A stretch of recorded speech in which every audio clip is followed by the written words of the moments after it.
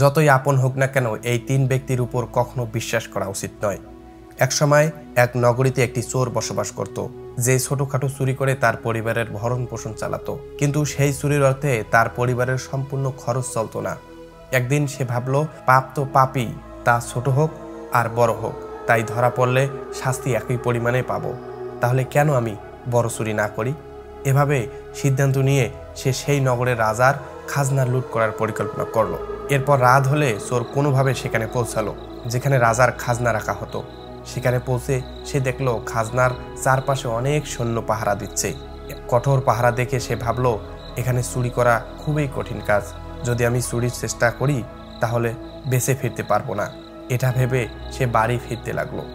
ফেরার পথে সে ভাবলো, খালি হাতে ফিরে যাওয়ার চেয়ে কিছু না কিছু এখান থেকে নিয়ে যাওয়াই ভালো, তাহলে আমার এখানে আসা বৃথা যাবে না। চোরের মাথায় এমন একটি ভাবনা এলো, সে ভাবলো রাজার স্বয়ং কক্ষে যাওয়া যাক। সেখানে রাজা সম্ভবত ঘুমাচ্ছে। এখন রাজা তার কাপড় খুলে ঘুমিয়ে পড়ছে, আর আমি রাজার রাজবস্ত্র চুরি করে সেগুলো পরিধান করে সহজেই সোনা দানা চুরি করে এখান থেকে পালিয়ে বের হয়ে যেতে পারবো। আর এই সাজে সাজলে প্রহরীরা ভাববে যে আমি রাজা, তাই তারা আমাকে পথে বাধা দেবে না এবং আমার কাজ সহজ হয়ে যাবে। এভাবে সিদ্ধান্ত নিয়ে চোর রাজার স্বয়ং কক্ষের কাছে পৌঁছালো। সে ধীরে ধীরে পর্দা সরিয়ে রাজার ঘরে উকি দিল। এরপরে চোর এমন কিছু দেখলো, চোরের চক্ষু দাঁড়িয়ে গেল। সে দেখলো যে রাজা গভীর ঘুমে আচ্ছন্ন আর রানী অর্ধনগ্ন অবস্থায় বিছানায় বসে আছে। রানীকে জাগ্রত দেখে চোরের হাত পা কাঁপতে লাগলো, তাই সে এক পাশে দেওয়ালে চুপ করে দাঁড়িয়ে রানীর ঘুমিয়ে পড়ার অপেক্ষা করতে লাগলো। কিছুক্ষণ পর সে আবার পর্দা সরিয়ে দেখলো যে রানী ঘুমিয়েছে কিনা, কারণ রানী ঘুমিয়ে পড়লে রাজার কাপড় চুরি করা যাবে। কিন্তু তখন চোর দেখলো যে রানী একইভাবে অর্ধনগ্ন হয়ে উঠে আছে। এটা দেখে চোর ভাবলো, এবার তো এখান থেকে পালানো খুব মুশকিল। তাই সে সেখানে রাখা টেবিলে বসতে গেল। ঠিক তখনই টেবিলে রাখা জলের গ্লাস নিচে পড়ে গেল। আর এই শব্দে রাজার ঘুম না ভাঙলেও কিন্তু রানী তলোয়ার নিয়ে বাইরে চলে এলো এবং চোরের গলায় তলোয়ার রেখে রানী বলল, তুমি কে? এখানে কেন এসেছো? সত্যি বলো, তোমার মাথা কেটে আলাদা করে দেব। চোর ভয়ে কাঁপতে লাগলো এবং হাত জোর করে কাতর কণ্ঠে বলল, রানী সাহেবা, আমার প্রাণ বাঁচান। আমি একজন গরিব চোর এবং চুরি করার উদ্দেশ্যে এখানে এসেছি। ছোটখাটো চুরি করে আমার পরিবার চালাই। আপনি যদি আমাকে মেরে ফেলেন তাহলে আমার বাচ্চারা অনাথ হয়ে যাবে। আমি প্রতিশ্রুতি দিচ্ছি, এবার আমাকে ছেড়ে দিন। আমি আর কখনো রাজপ্রাসাদের দিকে ঘুরেও তাকাবো না। আমার ছোট্ট ছোট্ট বাচ্চাদের উপর দয়া করুন। রানীর তার উপর দয়া হলে সে বলল, শোনো, আমি তোমাকে এই শর্তে ছেড়ে দিতে পারবো। আমি এখন কাম বাসনায় জর্জরিত। তুমি যদি আমার সাথে সহবাস করো তাহলে আমি তোমাকে এখান থেকে ছেড়ে দেব, নইলে এক কোপেই তোমার মাথা কেটে ফেলবো। রানীর এই অদ্ভুত শর্ত শুনে চোর আরো বেশি ভয় পেল। সে বলল, রানী সাহেবা, আপনি কি বলছেন? আমি তো একজন সাধারণ চোর, আর আপনি এত বড় রাজ্যের মহিলা। আমার কি এমন সাহস যে আমি আপনার সাথে এমন কাজ করব? এটা ভাবাও আমার জন্য বড় পাপ। রানী বলল, আমি কিছু শুনতে চাই না। যদি তোমার প্রাণ বাঁচাতে চাও তবে যা বলছি তাই করো। রাজা যে সুখ আমাকে দিতে পারেনি সেই সুখ তুমি আমাকে দাও, আর তা না হলে মরতে প্রস্তুত হও। রানীর এমন প্রস্তাব শুনে চোরের প্রাণ হাঁপিয়ে উঠল। সে ভাবতে লাগলো, আজ আমি খুব বড় মুশকিলে পড়েছি। যদি রানীর কথা না মানি তাহলেও মরে যাব, আর মানলেও মরে যাব। চোর খুব বড় দ্বিধায় পড়ে গেল। সে শেষ পর্যন্ত কি করবে? শেষ পর্যন্ত সে রানীর সাথে সহবাস করার প্রস্তাবে রাজি হলো এবং বলল, রানী সাহেবা, আমাকে 5 মিনিট সময় দিন। আমার খুব জোরে টয়লেট পেয়েছে। তারপর আপনি যা বলবেন আমি তাই করব। রানী তখন তলোয়ার দিয়ে শৌচাগারের দিকে ইশারা করলো এবং চোর সেই দিকে রওনা দিল। রানী সেখানেই দাঁড়িয়ে রইল তার ফিরে আসার অপেক্ষায়। চোর এই সুযোগে রানীকে এড়িয়ে পালানোর চেষ্টা করলো। পালাতে পালাতে যখন সে দরজায় পৌঁছালো তখন রাজার প্রহরী তাকে ধরে ফেললো এবং জিজ্ঞাসা করতে লাগলো। চোর ভয়ে কাঁপতে কাঁপতে সত্যি কথা বলতে লাগলো, আমি একজন চোর এবং রাজপ্রাসাদে চুরি করতে এসেছিলাম, কিন্তু রানী আমাকে ধরে ফেলেছে এবং ছেড়ে দেওয়ার শর্ত দিয়েছে যে আমি তার সাথে সহবাস করলে তবেই আমাকে ছেড়ে দেবে। তাই আমি টয়লেটের বাহানা করে এখানে পালিয়ে এসেছি। প্রহরী বলল, দেখো ভাই, আমি তোমাকে একটি শর্তে ছেড়ে দিতে পারি। তোমাকে আবার রানীর কাছে ফিরে যেতে হবে এবং বলতে হবে যে তুমি তার সাথে সহবাস করতে রাজি আছো, কিন্তু তার আগে তোমাকে নিজের হাতেই রাজাকে হত্যা করতে হবে। প্রহরীর এই শর্ত শুনে চোরের পা থরথর করে কাঁপতে লাগলো। ভাবলো, এবার তো তার মৃত্যু নিশ্চিত। আমি যদি রানীকে এই কথা বলি তাহলে রানী আমার মাথা কেটে ফেলবে। বাধ্য হয়ে চোর আবার রানীর কাছে ফিরে গেল এবং বলল, রানী সাহেবা, আপনার সাথে সম্পর্ক স্থাপন করব, কিন্তু আমার একটি ভয় হচ্ছে। যদি সেই সময় রাজা সাহেব জেগে উঠে যান, তাহলে না আপনি বাঁচবেন না আমি। তাই আপনাকে একটি কাজ করতে হবে, আপনার নিজের হাতে রাজার মাথা কেটে ফেলতে হবে। আপনি যদি এটা করতে পারেন তাহলেই আমি আপনার শর্ত মেনে নেব, নইলে আমি আপনার হাতে মরতে প্রস্তুত। আপনি আমাকে মেরে ফেলুন। কাম বাসনায় বশীভূত হয়ে রানী চোরকে বলল, থামো, এটা আবার এমন কি বড় কথা, আমি এখনই রাজাকে মেরে ফেলছি। এ কথা বলে রানী দু হাতে দুটো তলোয়ার নিয়ে ঘুমন্ত স্বামীর মাথা কেটে ফেলল। রানী রাজার মাথা কাটতেই পুরো কক্ষ রক্তে লাল হয়ে গেল, আর রাজার রক্তে রানীও ভিজে গেল। সেই ভয়ঙ্কর দৃশ্য দেখে রানী জ্ঞান হারিয়ে মাটিতে লুটিয়ে পড়ল। আর ঠিক সেই মুহূর্তেই চোর সেখান থেকে পালিয়ে গেল। সকালে রাজপ্রাসাদে হইচই পড়ে গেল যে কে রাজাকে হত্যা করেছে, কিন্তু রাজাকে কে হত্যা করেছে তার কোনো সন্ধান মিলছে না। সবাই আশ্চর্য হয়ে ভাবছিল যে ঘুমন্ত রাজাকে কে হত্যা করলো। এদিকে রানীও ফুপিয়ে ফুপিয়ে কাঁদছিল।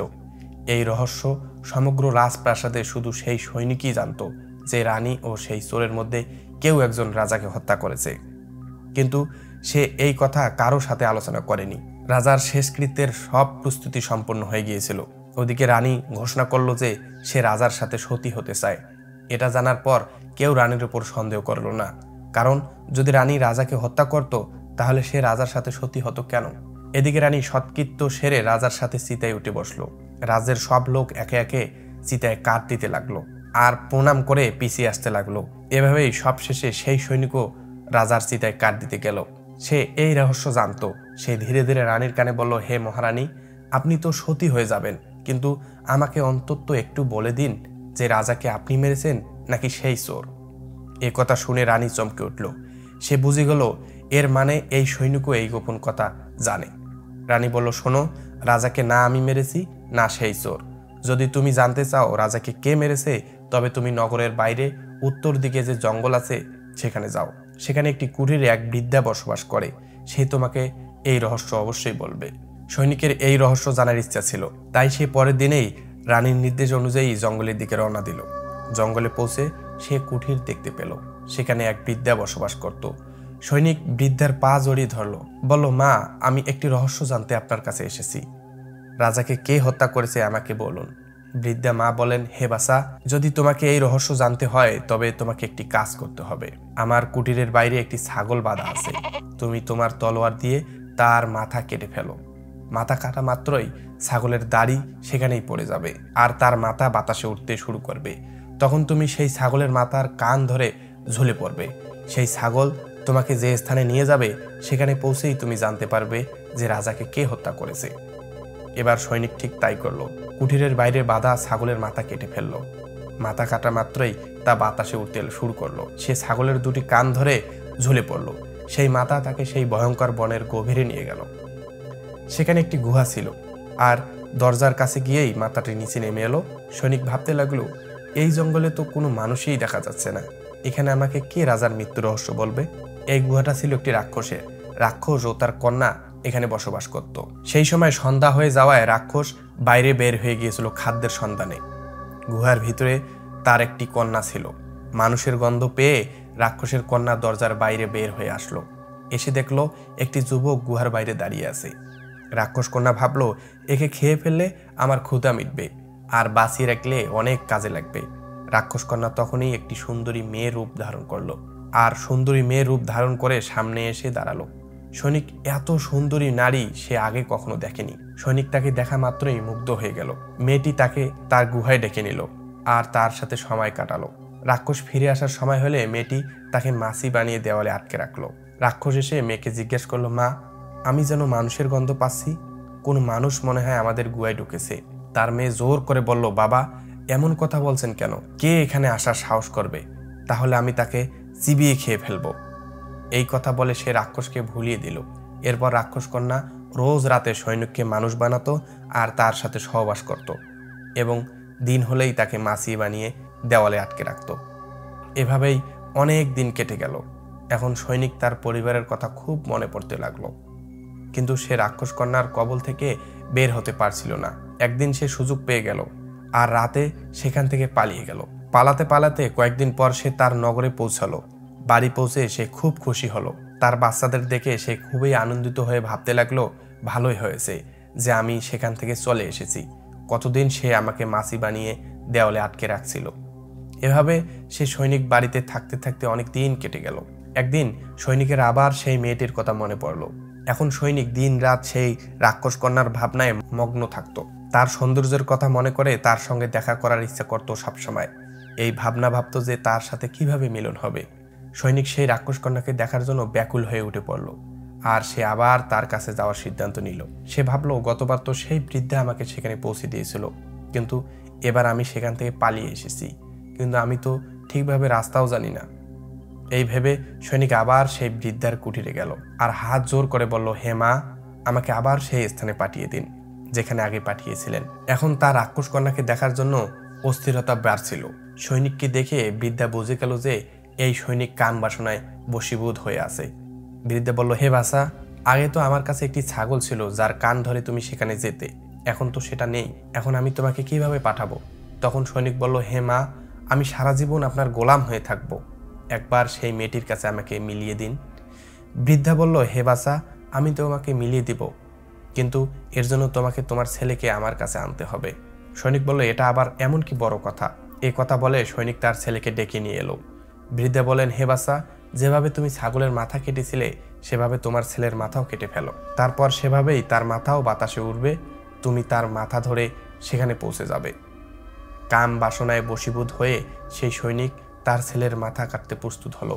ঠিক যখন সে তলোয়ার তুলে ছেলের মাথা কাটতে যাচ্ছিল, তখন সেই বৃদ্ধা তার হাত ধরে বললেন, থামো, এটাই তোমার প্রশ্নের উত্তর। যতই আপনজন হোক না কেন, এই 3 ব্যক্তির উপর কখনো বিশ্বাস করো না। প্রথমত, রাজাকে না চোর মেরেছে না রানী, রাজাকে মেরেছে কাম বাসনা। যেমন কাম বাসনায় অন্ধ হয়ে তুমি তোমার ছেলেকে মারতে প্রস্তুত হয়েছো, তেমনি কাম বাসনায় বশীভূত হয়ে মানুষ অন্ধ হয়ে যায় এবং ভুল থেকে ভুল কাজ করে। দ্বিতীয়ত, অর্থের লোভ মানুষের বিবেক নষ্ট করে দেয়। টাকার লোভ, টাকার লোভে পড়ে যে কাউকে হত্যা করতে পারে। তৃতীয়ত, ক্রোধী ব্যক্তি ক্রোধে অন্ধ হয়ে সব ভুলে যায়। ক্রোধে অন্ধ হয়ে মানুষ এমন কাজ করে সারা জীবন অনুতাপ করতে হয়। ক্রোধে মানুষের বুদ্ধি বিবেক লোপ পায়, আর সে নিজেও পরের কিছুই বোঝে না। তাই এই 3 জিনিস থেকে সবসময় সাবধান থাকতে হবে, না হলে সারা জীবন কষ্ট পেতে হবে। বন্ধুরা, আশা করি আপনাদের এই কাহিনীটি ভালো লেগেছে। যদি কাহিনীটি ভালো লেগে থাকে তাহলে ভিডিওটি লাইক করুন এবং চ্যানেলটি সাবস্ক্রাইব করুন। আপনাদের সুস্বাস্থ্য কামনা করে শেষ করছি। আসসালামু আলাইকুম।